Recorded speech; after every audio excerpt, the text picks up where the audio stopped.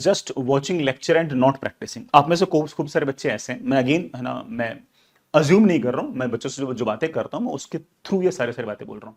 वो सुबह उठता है, वन शॉट देखता है 10-10 घंटे का, है ना, और फिर कहता है कि मैंने आज 10 घंटे पढ़ाई कर ली, फिर सो जाता है। फिर अगले दिन उठता है, फिर 10 घंटे पढ़ता है, फिर अगेन वो है ना कि आज तो 10 घंटे पढ़ाई कर ली, फिर सो जाता है।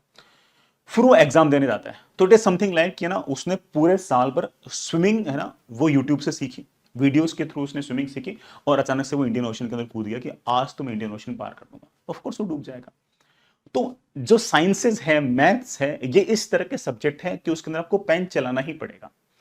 10 घंटे के लेक्चर देखने की बजाय आप 5 घंटे का लेक्चर देखो और 5 घंटे पेन चलाओ, सवाल करो, आसान आसान सवाल करो, इजी सवाल करो, मॉडरेट सवाल करो, और अगर टाइम मिले और अगर आपके अंदर थोड़ा सा अनकंफर्टेबल जोन में जाने की अगर आपकी औकात हो तो टफ भी करो, बट आपको पेन चलाना पड़ेगा, आपको सवाल करने पड़ेंगे, फ्रेश क्वेश्चंस करने पड़ेंगे, ऐसे क्वेश्चन करने पड़ेंगे जिसके अंदर आपको पहले से कोई आइडिया ना दे और आपको खुद को करना पड़े, आपको करने पड़े।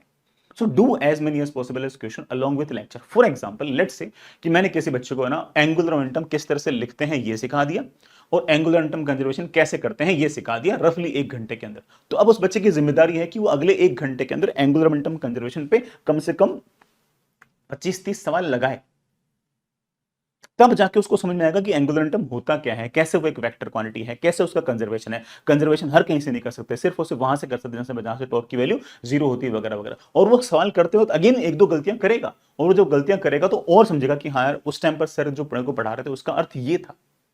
सो you have to be vigilant about that.